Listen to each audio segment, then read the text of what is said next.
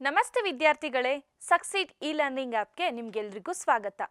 ಈ ವರ್ಷ ನಾನು ನಿಮಗೆ ಸಮಾಜ ವಿಜ್ಞಾನವನ್ನು ಬೋಧಿಸ್ತೇನೆ. ನೀವು ನನ್ನ ಜೊತೆಗೆ ಕಲಿಯುವ ಈ ಪಾಠಗಳು ನಿಮಗೆ ಎಷ್ಟೊಂದು ಉಪಯುಕ್ತವಾಗಿರುತ್ತದೆ ಎಂಬುದನ್ನು ನಾನು ತೋರಿಸ್ಕೊಡ್ತೇನೆ. ಈಗ ಪಾಠವನ್ನು ಪ್ರಾರಂಭಿಸೋಣ. ಸಮಾಜಶಾಸ್ತ್ರ ಅಧ್ಯಾಯ 1 ಸಾಮಾಜಿಕ ಸ್ತರವಿನ್ಯಾಸ. ಈ ಅಧ್ಯಾಯದಲ್ಲಿ ನಾವು ಮೊದಲಿಗೆ ಸ್ತರವಿನ್ಯಾಸ ಎಂದರೇನು, ಅದರ ಅರ್ಥವನ್ನು ತಿಳಿದುಕೊಳ್ಳೋಣ ಮತ್ತು ನಮ್ಮ ಸಮಾಜದಲ್ಲಿರುವಂತಹ ವಿವಿಧ ರೀತಿಯ ಅಸಮಾನತೆಗಳನ್ನು ನೋಡೋಣ. ಮೊದಲಿಗೆ ಸ್ತರವಿನ್ಯಾಸ ಎಂದರೇನು ಅರ್ಥ ಮಾಡ್ಕೊಳ್ಳೋಣ. ಸಮಾಜದಲ್ಲಿರುವ ಜನರನ್ನು ವಿಭಿನ್ನ ಸ್ತರಗಳಾಗಿ ವರ್ಗೀಕರಿಸುವ ವ್ಯವಸ್ಥೆಯೇ ಅಥವಾ ಅವರನ್ನು ಏಣಿ ಶ್ರೇಣಿಗಳಿಂದ ವಿಭಿನ್ನ ಸ್ಥಾನಗಳಲ್ಲಿ ವಿಭಾಗಿಸುವ ಕ್ರಮವನ್ನು ಸಾಮಾಜಿಕ ಸ್ತರವಿನ್ಯಾಸ ಎಂದು ಸರಳವಾಗಿ ಹೇಳ್ಬೋದು. ಸಮಾಜದಲ್ಲಿರುವ ಸದಸ್ಯರುಗಳನ್ನು ಮೇಲು ಕೀಳು, ಶ್ರೇಷ್ಠ ಕನಿಷ್ಠ ಎಂದು ವರ್ಗೀಕರಿಸಿ ಅವರಿಗೆ ಬೇರೆ ಬೇರೆ ಸಾಮಾಜಿಕ ಸ್ಥಾನಮಾನ ಮತ್ತು ಪಾತ್ರಗಳನ್ನು ನೀಡುವ ಕ್ರಮ ಮುಂದುವರಿದಿದೆ. ಅಂದರೆ ಜನರನ್ನು ವಿವಿಧ ಗುಂಪುಗಳಾಗಿ ವಿಂಗಡಿಸಿ ಅಸಮಾನತೆಯನ್ನು ಸೂಚಿಸುವುದು ಎಂದಾಗುತ್ತದೆ. ಈ ಸಾಮಾಜಿಕ ಸ್ತರವಿನ್ಯಾಸ ಎಂದರೆ ಅತಿ ಹೆಚ್ಚಿನ ಅಸಮಾನತೆ, ವಾಸ್ತವವಾಗಿ ಒಬ್ಬರು ಇನ್ನೊಬ್ಬರನ್ನು ಕೀಳಾಗಿ ಕಾಣುವುದು. ಇದು ಸಮಾಜದಲ್ಲಿ ವಿವಿಧ ರೂಪಗಳಲ್ಲಿ ಕಾಣಸಿಗುತ್ತದೆ. ಈಗ ಅವುಗಳಲ್ಲಿ ಬಹಳ ಪ್ರಮುಖವಾಗಿ ಕೆಲವು ಉದಾಹರಣೆಗಳನ್ನು ನೋಡೋಣ. ಗ್ರೀಸ್, ರೋಮ್ ಮತ್ತು USA ದಕ್ಷಿಣ ಭಾಗದಲ್ಲಿ ಅಸ್ತಿತ್ವದಲ್ಲಿದ್ದ ಕೆಲವು ಕ್ರಮಗಳು 18 ಮತ್ತು 19ನೇ ಶತಮಾನದಲ್ಲಿ ಹೇಗಿದ್ದವು ಎಂಬುದನ್ನು ನೋಡೋಣ. ಎರಡನೆಯದು ಸ್ತರವಿನ್ಯಾಸ ಜಾತಿಯ ಆಧಾರದ ಮೇಲೆ. ಇದರ ಪ್ರಕಾರ ಮನುಷ್ಯನ ಸಾಮಾಜಿಕ ಸ್ಥಾನಮಾನ ಅವನ ಹುಟ್ಟಿನಿಂದ ಬರುವಂಥದ್ದು. ಅಂದರೆ ಅವನು ತನ್ನ ಜೀವಮಾನ ಪರ್ಯಂತ ಏನನ್ನು ಕಲಿತ ಮತ್ತು ಗಳಿಸಿದ್ದುದರಿಂದ ಬರುವುದಲ್ಲ. ಅದರ ಬದಲು ಅವನು ಯಾವ ಧರ್ಮದ ಮನೆಯಲ್ಲಿ ಹುಟ್ಟಿದ್ದಾನೆ, ಹಿಂದೂಗಳ ಮನೆಯಲ್ಲಿಯೋ, ಮುಸ್ಲಿಮರೋ, ಕ್ರಿಶ್ಚಿಯನ್ ಅಥವಾ ಬೇರೆ ಯಾವ ಜನಾಂಗದಲ್ಲಿ ಎಂದು ನಿರ್ಧರಿಸಿ ವರ್ಗೀಕರಿಸುತ್ತಿದ್ದರು. ಮೂರನೆಯದು ಸ್ತರವಿನ್ಯಾಸ ಎಸ್ಟೇಟ್ನ ಪದ್ಧತಿಯ ಆಧಾರದ ಮೇಲೆ ವಿಂಗಡಣೆ ಮಾಡುತ್ತಿದ್ದುದು. ಫ್ರೆಂಚ್ ಕ್ರಾಂತಿಗಿಂತ ಮೊದಲು ಫ್ರೆಂಚ್ ಸಮಾಜದಲ್ಲಿರುವ ಜನರನ್ನು 3 ಎಸ್ಟೇಟ್ಗಳಾಗಿ ವಿಂಗಡಣೆ ಮಾಡುತ್ತಿದ್ದರು. ಮೊದಲನೆಯದು ಕ್ಲರ್ಜಿ, ಎರಡನೆಯದು ನೊಬಿಲಿಟಿ, ಮೂರನೆಯದು ಕಮನರ್ಸ್. ಈ ಸ್ತರವಿನ್ಯಾಸವು ವರ್ಣ ವ್ಯವಸ್ಥೆಯ ಆಧಾರದ ಮೇಲೆ ಹೇಗಿತ್ತು ಎಂಬುದನ್ನು ನೋಡೋಣ. ನಮ್ಮ ಸಮಾಜದಲ್ಲಿ ಜನರನ್ನು ವರ್ಣ ವ್ಯವಸ್ಥೆಯ ಆಧಾರದ ಮೇಲೆ 4 ಗುಂಪುಗಳನ್ನಾಗಿ ವಿಂಗಡಿಸಿದ್ದಾರೆ. ಅವು ಬ್ರಾಹ್ಮಣ, ಕ್ಷತ್ರಿಯ, ವೈಶ್ಯ ಹಾಗೂ ಶೂದ್ರ. ಈಗ ನಿಮಗೆ ಬ್ರಾಹ್ಮಣ, ಕ್ಷತ್ರಿಯ, ವೈಶ್ಯ ಎಂದರೇನು ಮತ್ತು ಅವರು ಯಾರು ಎಂಬುದನ್ನು ಆಶ್ಚರ್ಯವಾಗಿರಬಹುದು. ಮುಂದಿನ ಕೆಲವು ನಿಮಿಷಗಳ ನಂತರ ನಾನು ನಿಮಗೆ ಇದನ್ನೆಲ್ಲ ವಿವರವಾಗಿ ತಿಳಿಸುತ್ತೇನೆ. ಈಗ ಅದಕ್ಕೂ ಮೊದಲು ನಾನು ಸಾಮಾಜಿಕ ಸ್ತರವಿನ್ಯಾಸದ ಲಕ್ಷಣಗಳನ್ನು ಅಭ್ಯಸಿಸೋಣ. ಮೊದಲನೇದಾಗಿ, ಸಾಮಾಜಿಕ ಸ್ತರವಿನ್ಯಾಸವು ಸಾಮಾಜಿಕವಾಗಿರುತ್ತದೆ.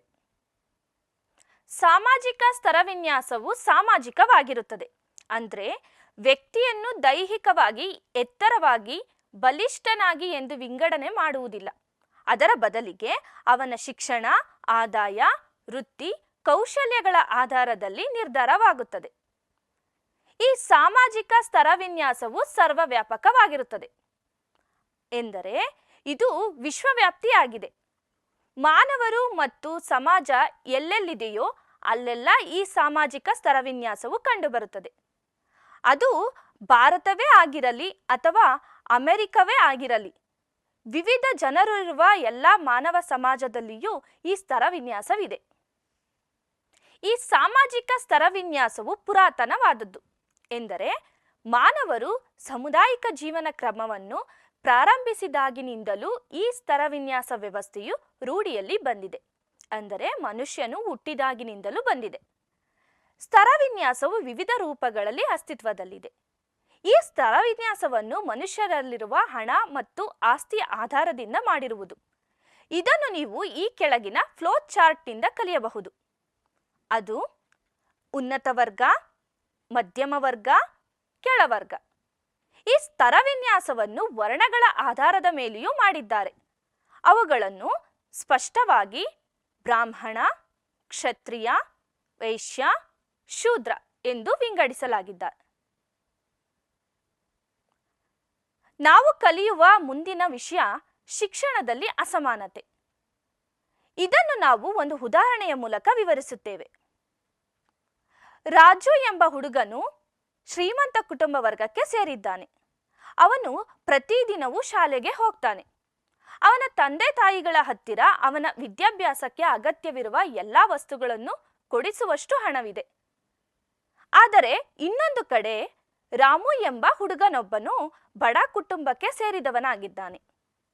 ಅವನಿಗೆ ಶಾಲೆಗೆ ಹೋಗಬೇಕೆಂಬ ಮನಸ್ಸಿದೆ. ಆದರೆ ಅವನ ಪೋಷಕರ ಹತ್ತಿರ ಅವನನ್ನು ಓದಿಸಲು ಹಣವಿಲ್ಲ.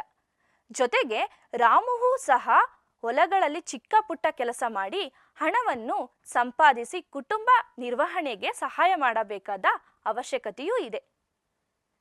ನಿಮಗೆ ಇದು ಅನ್ಯಾಯ ಎನಿಸ್ಬೋದಲ್ವಾ? ಶೈಕ್ಷಣಿಕ ವಲಯದಲ್ಲಿ ಈ ರೀತಿಯ ಅಸಮಾನತೆ ಅಂದರೆ ಆರ್ಥಿಕ ತೊಂದರೆ, ಅವಕಾಶದ ತೊಂದರೆ ಎಲ್ಲವನ್ನು ಒಟ್ಟಾಗಿ ಶಿಕ್ಷಣದ ಅಸಮಾನತೆ ಎನ್ನುತ್ತಾರೆ. ಆದರೆ ಸಂವಿಧಾನದ 86ನೆಯ ತಿದ್ದುಪಡಿಯ ನಂತರ ವಿದ್ಯಾಭ್ಯಾಸದ ಪದ್ಧತಿಯು ಸಂಪೂರ್ಣವಾಗಿ ಬದಲಾಯಿತು. ಸಂವಿಧಾನದ ವಿಧಿ 21ನೇ ಎ ನಲ್ಲಿ ತಿಳಿಸಿರುವಂತೆ 6ರಿಂದ 14 ವರ್ಷದೊಳಗಿನ ಎಲ್ಲ ಮಕ್ಕಳಿಗೆ ಉಚಿತ ಮತ್ತು ಕಡ್ಡಾಯ ಶಿಕ್ಷಣವನ್ನು ಮೂಲಭೂತ ಹಕ್ಕು ಎಂದು ಪರಿಗಣಿಸಲಾಗಿದೆ. ಆದ್ದರಿಂದ ಈಗ ರಾಜು ಸಹ ಅವನ ಏರಿಯಾದಲ್ಲಿರುವ ಸರ್ಕಾರಿ ಶಾಲೆಯೊಂದಕ್ಕೆ ಕಲಿಯಲು ಹೋಗುತ್ತಿದ್ದಾನೆ. ನಮ್ಮ ದೇಶದಲ್ಲಿ ನಮ್ಮ ಸರ್ಕಾರವು ಶಿಕ್ಷಣದ ಅಸಮಾನತೆಯನ್ನು ಹೋಗಲಾಡಿಸಲು ತೆಗೆದುಕೊಂಡ ಮೊದಲ ಮೆಟ್ಟಿಲು ಎನ್ನಬಹುದು. ಈ ಕೆಲಸಕ್ಕಾಗಿ ನಾವು ನಮ್ಮ ಸರ್ಕಾರವನ್ನು ಪ್ರಶಂಸಿಸೋಣ. ಲಿಂಗತ್ವ ಅಸಮಾನತೆ. ನಿಮಗೆ ಗೊತ್ತೇ, ಒಂದು ಕಾಲದಲ್ಲಿ ನಮ್ಮ ಸಮಾಜದ ಜನರು ಹುಡುಗರು ಮತ್ತು ಹುಡುಗಿಯರನ್ನು ಪ್ರತ್ಯೇಕವಾಗಿ ಪರಿಗಣಿಸಿ ನೋಡುತ್ತಿದ್ದರು. ಪೋಷಕರು ಅಂದರೆ ತಂದೆ ತಾಯಿಗಳು ತಮ್ಮ ಸ್ವಂತ ಮಗಳನ್ನು ಮನೆಯಲ್ಲಿಯೇ ಇದ್ದು ಮನೆಗೆಲಸಗಳನ್ನೆಲ್ಲ ಮಾಡುವಂತೆ ತಾಕೀತು ಮಾಡುತ್ತಿದ್ದರು ಮತ್ತು ತಮ್ಮ ಗಂಡು ಮಕ್ಕಳನ್ನು ಶಾಲೆಗೆ ಮತ್ತು ಆಟದ ಮೈದಾನಗಳಿಗೆ ಕಳಿಸತೊಡಗಿದ್ದರು. ಏಕೆಂದರೆ ಅವರ ಮನಸ್ಸಿನಲ್ಲಿ ತಮ್ಮ ಹೆಣ್ಣು ಮಕ್ಕಳು ಭಾವುಕರು ಮತ್ತು ದುರ್ಬಲರು, ಅವರು ಹೊರಗೆ ಹೋಗಿ ಎಲ್ಲವನ್ನು ನಿಭಾಯಿಸಲು ಶಕ್ತರಲ್ಲ, ಆದ್ದರಿಂದ ಅವರು ಮನೆಯಲ್ಲಿಯೇ ಇರಬೇಕು. ಹಾಗೆಯೇ ತಮ್ಮ ಗಂಡು ಮಕ್ಕಳು ಸಾಕಷ್ಟು ಶಕ್ತಿವಂತರು ಮತ್ತು ಹೊರಗಿನ ಜಗತ್ತನ್ನು ಎದುರಿಸುವ ಸಾಮರ್ಥ್ಯವನ್ನು ಹೊಂದಿದ್ದಾರೆ ಎಂದು ಬಲವಾಗಿ ನಂಬಿದ್ದರು. ಇದು ಅನ್ಯಾಯ ಎಂದು ನಿಮಗನ್ನಿಸುವುದಲ್ಲವೇ? ಈ ರೀತಿ ಸಾಮಾಜಿಕ ನಂಬಿಕೆಗಳು ಪರಸ್ಪರ ಒಂದನ್ನೊಂದು ಅವಲಂಬಿಸಿರುತ್ತದೆ. ಹೀಗೆ ಒಂದು ತಲೆಮಾರಿನ ಜನರ ಆಲೋಚನೆಗಳು ಇನ್ನೊಂದು ತಲೆಮಾರಿನ ಜನರಿಗೆ ವರ್ಗಾವಣೆಯಾಗಿ ಬರುತ್ತಿತ್ತು. ಆದರೆ ನಾವು ಈಗ ಈ ತರಹದ ಆಲೋಚನೆಯನ್ನು ಬದಲಾಯಿಸಬೇಕು. ಈ ರೀತಿ ಬದಲಾವಣೆಯಾದಾಗ ಮಾತ್ರ ನಮ್ಮ ಮುಂದಿನ ಜನಾಂಗದ ಭವಿಷ್ಯ ಬದಲಾಗುವುದು. ನಮ್ಮ ಸಮಾಜದಲ್ಲಿ ಈ ರೀತಿಯ ಅಸಮಾನತೆಗಳಿವೆ. ಶಾಲಾ ವಿದ್ಯಾಭ್ಯಾಸದಲ್ಲಿ, ಆಹಾರ ಪದ್ಧತಿಯಲ್ಲಿ ಮತ್ತು ಆರೋಗ್ಯ ಸೌಕರ್ಯಗಳಲ್ಲಿ ಕಂಡುಬರುತ್ತಿತ್ತು. ಆದರೆ ಕಾಲ ಕಳೆದಂತೆ ನಮ್ಮ ದೇಶ ಮುಂದುವರಿಯುತ್ತಿದೆ. ಜನರ ಮನಸ್ಥಿತಿ ಬದಲಾಗುತ್ತಿದೆ. ಈಗ ಸಮಾಜದಲ್ಲಿ ಹೆಣ್ಣಿನ ಸ್ಥಾನಮಾನಗಳನ್ನು ಮತ್ತು ಪ್ರಾಮುಖ್ಯತೆಯನ್ನು ಅರ್ಥ ಮಾಡಿಕೊಳ್ಳುತ್ತಿದ್ದಾರೆ. ಮುಂದಿನ ವಿಷಯ ಅಸ್ಪೃಶ್ಯತೆ. ಈ ಅಸ್ಪೃಶ್ಯತೆ ಒಂದು ಸಾಮಾಜಿಕ ಪಿಡುಗು. ಹೇ, ನಿಮಗೆ ಗೊತ್ತೇ, ನಾವೆಲ್ಲ ತುಂಬ ಅದೃಷ್ಟವಂತರು. ನಾವು 21ನೇ ಶತಮಾನದಲ್ಲಿ ಹುಟ್ಟಿದೆವು ಮತ್ತು ನಾವು ಹಳೆಯ ಕಾಲದಲ್ಲಿ ಅಂದರೆ ಸಮಾಜದಲ್ಲಿ ವರ್ಣ ವ್ಯವಸ್ಥೆ ಜಾರಿಯಲ್ಲಿದ್ದಾಗ ಹುಟ್ಟಲಿಲ್ಲ. ನಿಮಗೆ ವರ್ಣ ವ್ಯವಸ್ಥೆ ಎಂದರೇನು ತಿಳಿದಿದೆಯಾ? ವರ್ಣ ವ್ಯವಸ್ಥೆಯಲ್ಲಿ ಸಮಾಜದಲ್ಲಿರುವ ಜನರನ್ನು ಅವರು ಮಾಡುವ ಕರ್ಮದ ಅಂದರೆ ಕೆಲಸದ ಆಧಾರದ ಮೇಲೆ ವರ್ಗೀಕರಿಸುತ್ತಿದ್ದರು. ಅದರಲ್ಲಿ ಮೊದಲನೆಯ ವರ್ಗ ಬ್ರಾಹ್ಮಣರು. ಯಾವ ಜನರು ಯಜ್ಞ ಯಾಗಾದಿಗಳನ್ನು ಮಾಡುತ್ತಿದ್ದರೋ ಮತ್ತು ಬೋಧಿಸುತ್ತಿದ್ದರೋ ಅವರುಗಳು ಬ್ರಾಹ್ಮಣರು. ಎರಡನೆಯ ವರ್ಗ ಅಂದರೆ ಕ್ಷತ್ರಿಯರು. ಇವರು ಸಮಾಜದಲ್ಲಿ ರಾಜಕೀಯವಾಗಿ ಆಡಳಿತ ನಡೆಸುತ್ತಿದ್ದ ಜನರು. ಮುಂದಿನ ವರ್ಗ ಅಂದರೆ ವೈಶ್ಯರು. ಈ ಜನರು ಸಮಾಜದಲ್ಲಿ ಉದ್ಯೋಗ ವ್ಯವಹಾರಗಳನ್ನು ನೋಡ್ಕೊಳ್ತಿದ್ರು. ನಂತರ ಶೂದ್ರರು. ನಾಲ್ಕನೆಯ ವರ್ಗ ಶೂದ್ರರು, ಅಂದ್ರೆ ದೈಹಿಕ ಶ್ರಮದ ಕೆಲಸಗಳನ್ನು ಮಾಡುತ್ತಿದ್ದರು. ಕೊನೆಯ ವರ್ಗದವರೇ ಅಸ್ಪೃಶ್ಯರು. ಸಮಾಜದಲ್ಲಿ ಈ ವರ್ಗದ ಜನರನ್ನು ಮನುಷ್ಯರೆಂದೇ ಪರಿಗಣಿಸುತ್ತಿರಲಿಲ್ಲ. ಈ ಜನರು ಉನ್ನತ ವರ್ಗದ ಜನರನ್ನು ನೇರವಾಗಿ ಸ್ಪರ್ಶಿಸುವಂತಿರಲಿಲ್ಲ. ಈ ಅಸ್ಪೃಶ್ಯತೆ ಹೇಗಿತ್ತು ಎಂಬುದನ್ನು ತಿಳಿದುಕೊಳ್ಳಲು ನಾವು 100 ವರ್ಷಗಳ ಹಿಂದೆ ಹೋಗಬೇಕಾಗುತ್ತದೆ.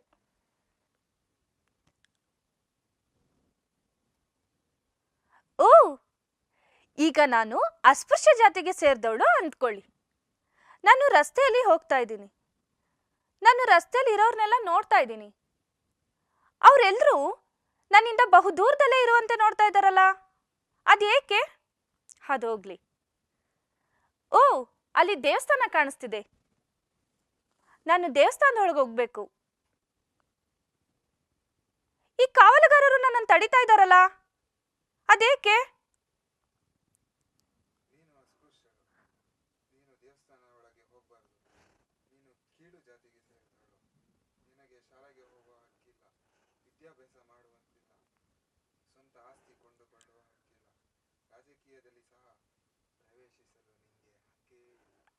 ಇಲ್ಲ ಇಲ್ಲ, ನನಗಿಲ್ಲಿರಲು ಸಾಧ್ಯವಿಲ್ಲ. ನಾನು 21ನೇ ಶತಮಾನಕ್ಕೆ ಹೊರಟೋಗ್ತೀನಿ. ಸದ್ಯ ದೇವರಿಗೆ ವಂದನೆಗಳು. ಇದನ್ನು ಕೇಳಿ ನಿಮಗೆಲ್ಲ ತಕ್ಷಣಕ್ಕೆ ಭಯವಾಯ್ತಾ?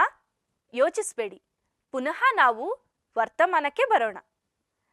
ನಮಗೆಲ್ಲ ಗೊತ್ತು, ನೀವೆಲ್ಲ ನಂಬಿರುವಂತೆ ಎಲ್ಲ ರೀತಿಯ ಕೆಲಸಗಳು ಗೌರವಾಧಾರಗಳಿಂದ ಕೂಡಿರುತ್ತದೆ. ನಮಗೆಲ್ಲ ಗೊತ್ತಿರುವಂತೆ ಮತ್ತು ನಾವು ನಂಬಿರುವಂತೆ ವ್ಯಕ್ತಿಗಳು ಮತ್ತು ವೃತ್ತಿಗಳು ಅವರವರ ಸಾಮರ್ಥ್ಯ ಮತ್ತು ಆಸಕ್ತಿಯನ್ನು ಅವಲಂಬಿಸಿರುತ್ತದೆಯೇ ಹೊರತು ಅವರ ಜಾತಿ ಅಥವಾ ಜನಾಂಗವನ್ನಲ್ಲ. ಗಾಂಧೀಜಿ ಮತ್ತು ಬಿ.ಆರ್. ಅಂಬೇಡ್ಕರ್ ಅವರು ಈ ಅಸ್ಪೃಶ್ಯತೆಯನ್ನು ಸಮಾಜದಲ್ಲಿ ಆಚರಿಸುವುದನ್ನು ಖಂಡಿಸಿ ಅವರ ವಿರುದ್ಧವಾಗಿ ಗಮನಾರ್ಹವಾಗಿ ಹೋರಾಡಿದ್ದಾರೆ. ಗಾಂಧೀಜಿಯವರು ಈ ಪದ್ಧತಿಯನ್ನು ಸಮಾಜದಿಂದ ಸಂಪೂರ್ಣವಾಗಿ ಅಳಿಸಿ ಹಾಕಲು ಬಹಳಷ್ಟು ಕಷ್ಟಪಟ್ಟು ಹೋರಾಡಿದ್ದಾರೆ. ಇವರು ಅಸ್ಪೃಶ್ಯರನ್ನು ಹರಿಜನ ಎಂದು ಕರೆದರು. ಹರಿಜನ ಎಂದರೆ ದೇವರ ಮಕ್ಕಳು ಅಥವಾ ದೇವರು ಜನರು ಎಂದರ್ಥ.